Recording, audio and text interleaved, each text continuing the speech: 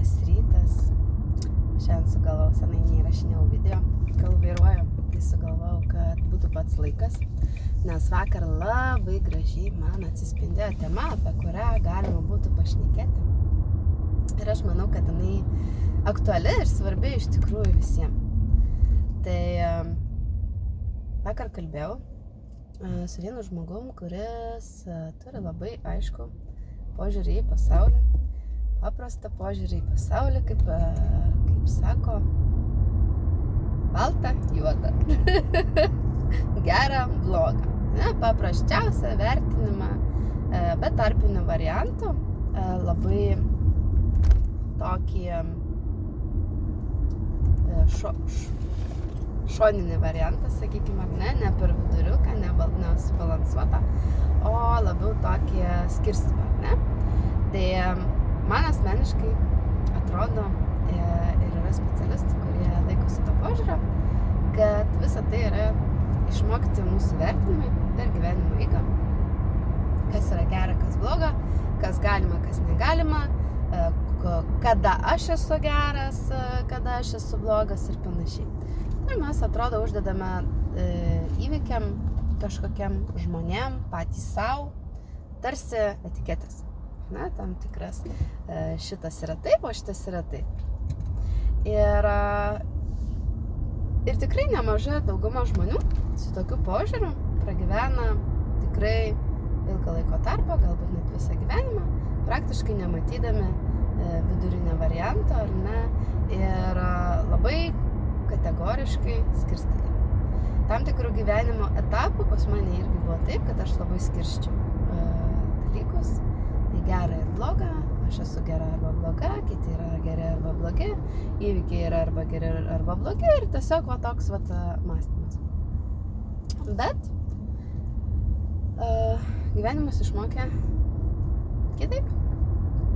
Ir kartais tai yra sunku pamatyti tą tikrą vaizdą, tą tikrą realybę, kad yra ir kitaip, bet tuo pačiu tai ir išlaisvina.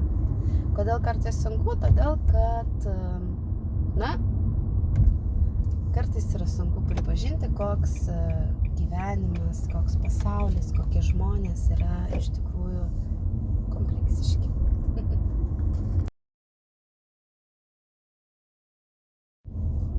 Ir pats sąmoningumas iš tikrųjų žmonių tai nėra tokia jau paprasta kelionė, nėra paprastas procesas. Pamatyti iš skirtingų pusių, pamatyti skirtingas tiesas, daug kartų visame tame susipainioti ir vėl iš naujo pasistatyti galvoje tam tikrus konstruktus, kad būtų paprasčiau ir lengviau tęsti šią asmeninio augimo ir tobulėjimo kelionę. Tai gera ir bloga, teisinga, neteisinga ir juoda, balta mąstymas yra tik tai dalis viso to, ką galima pamatyti. Ir spalvų iš tikrųjų yra ir daugiau. Ir netgi coachingo technikos yra tokios, kurios padeda pamatyti ir pilką, ir šviesiai pilką, ir tamsiai pilką, ir visokį kitokį požiūrį iš skirtingų pusių, iš skirtingų perspektyvų, iš skirtingo fokuso, skirtingomis akimis. Ir kad pamatyti daug platesnį vaizdą. Ką jau su to daryti? Taip sakant, kiekvienam spręsti. Bet kaip pažiūrėsim, taip ir matysim. Kur nukreipsim savo fokusą, taip ir matysim. Kaip mes interpretuosim, taip ir matysim. Mes galim sėdėti 100 žmonių vienoj patalpoje, matyti tą patį vaizdą, absoliučiai tą patį, tarkim, vaidinimą ir matyti visai kitus dalykus, jausti visai kitus dalykus. Tai pasaulį mes perjaučiam per save, per savo vidinius visus procesus, per savo pojūčius, per savo patirtis, per savo traumas, per savo žaizdas, per savo būsenas, ne? Per savo įsitikinimus, per savo apribojimus tam tikrus vidinius, ar ne, ir laisvės, tai mes visi matom skirtingai, ar ne? Reiškias, gali būti, kad mūsų tiesa, ta, ką mes šiandien laikom tiesa, aš ar jūs, yra tik tai dalis viso to. Ir greičiausiai mes visada tik artėjame link tiesos, nes kiekvieną dieną atsiranda vis naujos žinios pasaulyje ir vyksta vis kiti dalykai ir tiesiog ta tiesa, pavadinkim, mes greičiausiai einam tik tai link jos. Ne? Tai dėl ko aš visą tai šiandien noriu pasakyti, dėl ko apie tai man atrodo svarbu pašnekėti. Tai nuo to viso suvokimo, nuo visų tų interpretacijų, pagal tai mes suprantame pasaulį ir jaučiamės atitinkamai dėl jo. Tai jeigu mūsų mąstymas yra juoda ar balta, tai mes šokinėsime iš labai teigiamų į labai neigiamas arba iš labai neigiamų į labai teigiamas būsenas, ne? Emocijos mus taškys arba euforija arba labai žemų vibracijų emocijos, ar ne?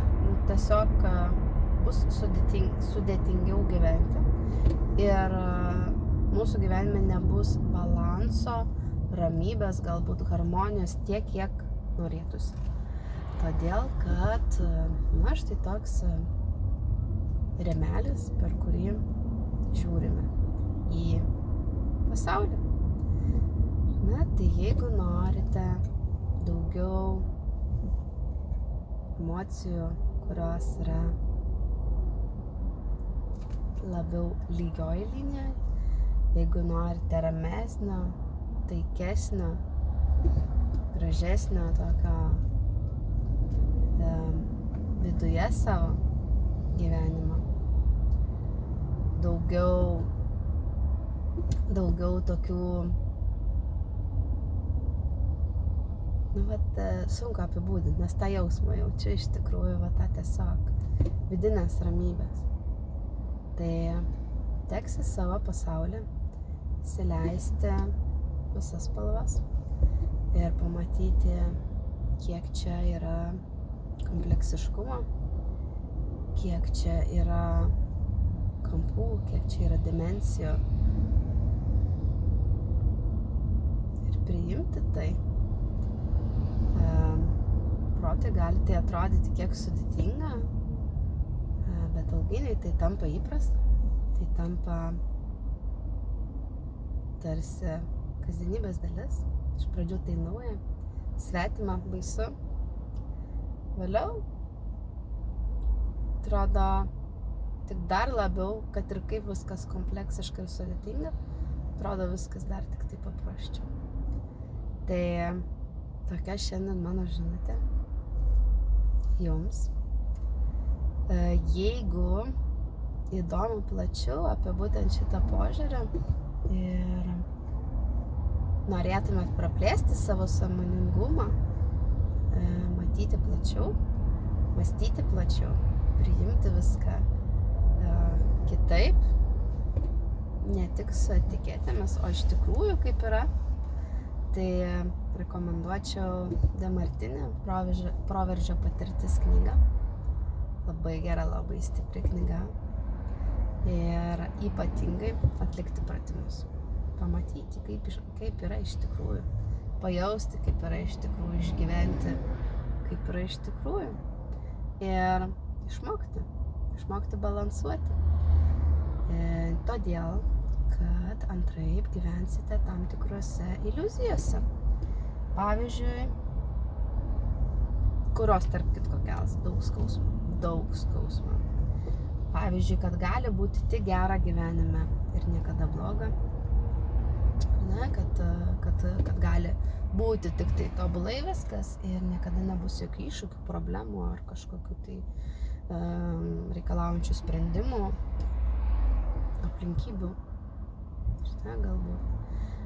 Jeigu jūs galvojate, kad jūs galite visą laiką likti toks pats ir niekada nesikeisite, tai bus sunku keistis, laužyti save. Bus sunku išeiti iš tam tikrų situacijų, iš tam tikrų žmonių gyvenimo. Įsileisti kažką naujo į gyvenimą, ar ne? Tai labai linkiu nuoširdžiai visiems pamatyti tą visą paletę ir taip kaip yra iš tikrųjų ir nepasiduoti proto vedžiojamam už nosies, kad gali būti taip arba tik tai taip ir viskame matyti balansą, viskame matyti tą harmoniją, viskame matyti, pamatyti, pajausti tobulumą.